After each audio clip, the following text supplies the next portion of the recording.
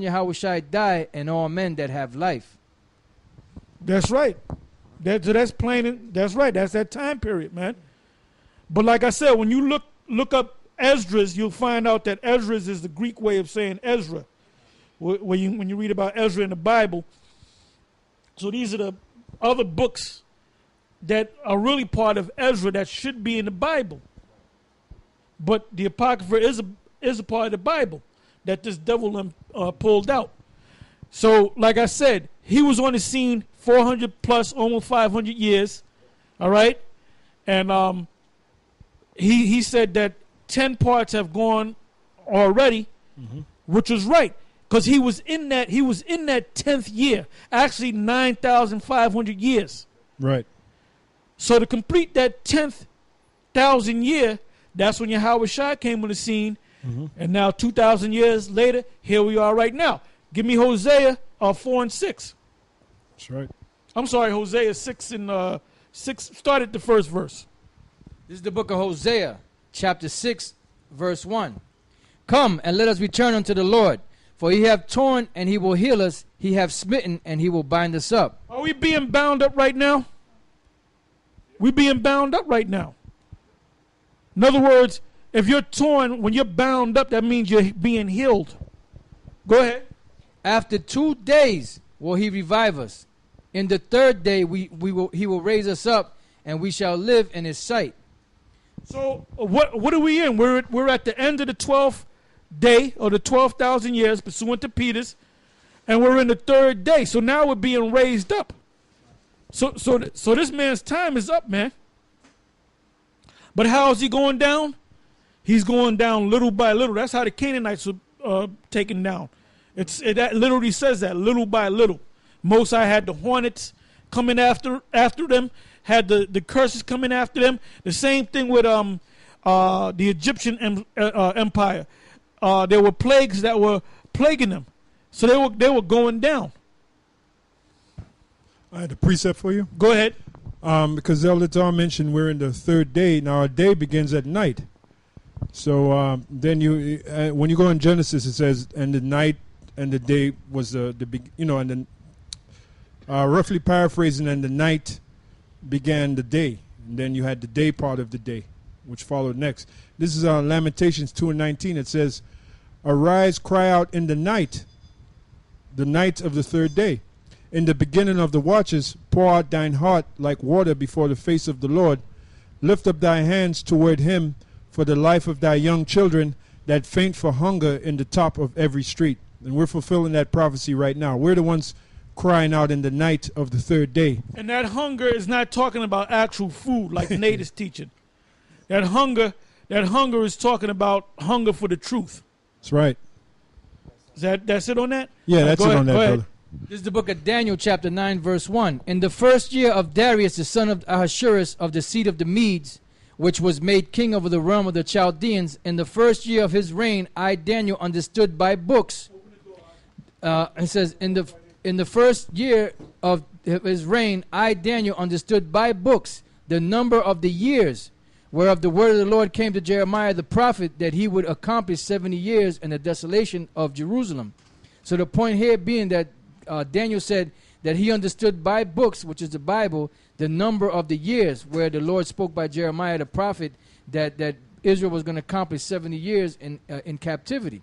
So we're reading now about the number of years or the allotted time that the Lord, the Most High, gave for this kingdom to rule, or for this world to be in rulership of these other nations. Now it's time for the Son of the Most High, Yahushua, to come back and take his rightful seat as the ruler over the whole universe, over the whole world. You know, so the time period of these nations that they should rule is up now. That's why we're reading about these things. That's why it was written in the book of 2nd Ezra we just read about the 12 parts. Those 12 parts represented 12,000 years from the creation of the earth. Now this is what King Solomon mentioned or said in the book of Wisdom of Solomon. This is the 7th chapter and the 17th verse. It says, for he hath given me certain knowledge of things that are, namely to know how the world was made and the operation of the elements, the beginning, ending, and midst of the times, the alteration of the turning of the sun, and the change of seasons. So anytime before the Lord would do something, he would reveal his secrets, or he would reveal whatever it was that he wanted to reveal to his prophets, you know, and it would always have something to do with a time frame or time period, because the Most High deals in times and he deals in measures. He deals with empires. He sets empires up. He takes empires down. You know, he has a certain period of time for them to rule. He has a certain period of time for them to fall. But they don't fall overnight. It takes a process of time. Well, some of them do fall overnight. Babylonian Empire fell overnight after that, you know, so that happens, man. That's right. Khan.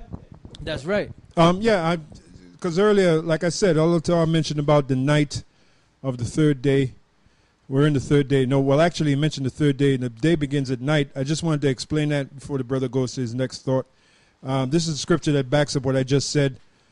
Genesis 1 and 5. And the power called the light day, and the darkness called he night. And the evening and the morning were the first day. Now, that means 1,000 years, but you notice it says the evening and the morning. So the day begins in the evening. So right now we're crying out in the evening, and then the day part of the day, that's when Yahushua is going to come back, which Yahushua is the sun anyway, right? And the sun comes up in the day, so it all ties in, you know? I got a scripture I just stumbled upon. Job, and this is a new scripture. Job 15 and 20. It says, the wicked man travaileth with pain all his days, and the number of years is hidden to the oppressor. Let me read that again.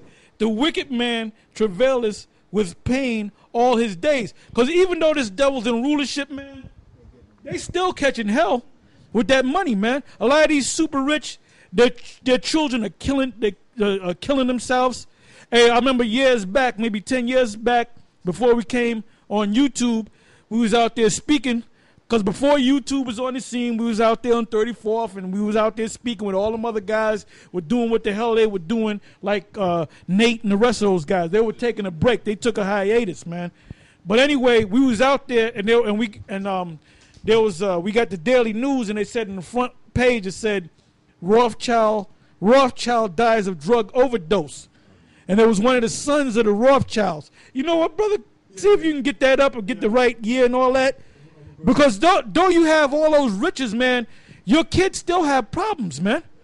Like they had this one a couple Rothschilds, and they're so-called Jews, right? There was one guy married to this one woman. I forget their names, but the woman was messing around with this rapper. So you know this dude, the man of the house, the Rothschild, he was all messed up by it because she was all in love with a damn Negro from the streets, man. So you think he was happy with that? He wasn't happy with that. Yeah. These super rich, they all got problems, man. Some of them, one of the Rothschilds were born retarded. All right? You had Joe Kennedy, he had a daughter that was born severely retarded, and instead of putting her to death, which he thought wasn't humane, he lobotomized this damn young girl, man. And she was just sitting there lobotomized. You know? So you super rich, you catching hell. You ain't letting the world know of the hell that the travail that you're going through, but you're catching hell. Let me read this again. I'm going to read this scripture a lot. It says, the wicked man travaileth with pain all of his days. That's right. That's right.